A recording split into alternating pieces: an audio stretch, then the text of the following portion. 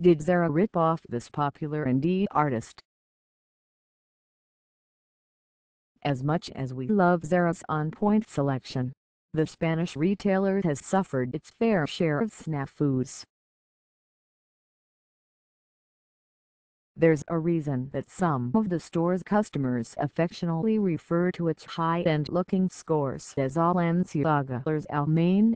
There are some serious resemblances between what we see on runways and what turns up on Zara racks weeks later. But it's not only the multi-million-dollar fashion giants being reinterpreted into fast fashion. This week, Instagram beloved illustrator Tuesday Basson has come forward with some troubling accusations against the retailer. On Tuesday, the L.A. based artist took to social media to share her ongoing ordeal as an independent brand going against a huge international enterprise. Over the past year, Zara has been copying my artwork thanks to all that have tipped me off. It's been a lot of you, Basson wrote on Instagram. I had my lawyer contact Zara, and they literally said I have no case because I'm an indie artist and they're a major corporation and that not enough people even know about me for it to matter. Basson pointed to a few specific instances where Zara allegedly copied some her signature pins and patches, which she sells on her website. While Basson plans on pursuing legal action, the costs have already weighed on her, with an initial letter of contact reportedly costing her $2,000 already.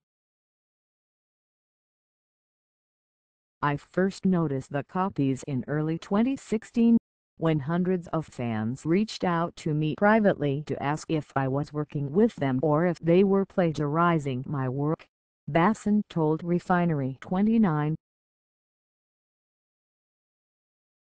She says that since then, she's noticed 4 of her designs being lifted by the Spanish retailer, but, when approached, the defendant's legal team argued her work was too simple to build a case, especially given her brand's reach compared to that of Zara. Basson isn't backing down, though. This type of infringement has an awful impact on the livelihood of an artist, she said. This is how I support myself, and they are diluting my brand by literally stealing from me. The illustrator is looking to get compensated for her designs. Basson may have a much smaller business and name than the brands that typically provide, well, heavy inspiration for certain designs, but she has amassed a loyal following for her work.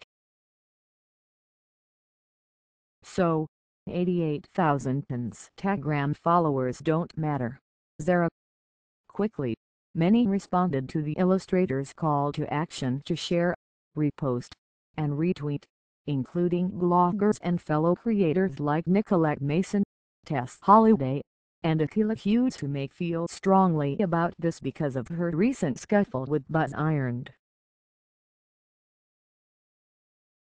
Other designers also came forward with their own experiences with having their work plagiarized.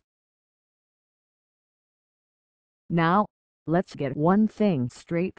We're used to seeing Zara release designs that are eerily similar to those from high-end designers, but seeing work cribbed from an indie illustrator just rubs us the wrong way. Basson shared an excerpt from a letter allegedly sent to her by the retailer's legal team, in which they supposedly argue that her case is hard to prove because Zara's reach is so much greater than her own.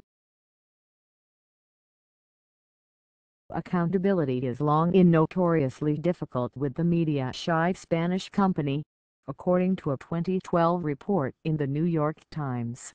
It's partly because Zara's designers are anonymous. Even Christian Louboutin lost to Inditex in court. Basson could still have a case on her hands, though. because of copyright protection, given the down-to-the-detail similarities between her work and that sold at Zara, according to the fashion law. Sure, the fashion industry has plenty of scary good fakes and knockoffs, partly because of how difficult it is for designers, brands, and artists to actually protect their designs. But that doesn't mean we're desensitized enough to not know when a copycat moment is flat out wrong. A $100 billion company supposedly going after up-and-comers. It's a seriously upsetting move from a retailer that, to its credit, allows access to on-trend styles on a budget, as our closets can attest. We were rooting for you, Zara, but you're really making us feel a lot like Taylor Swift fans feel right about now. Extremely, extremely disappointed.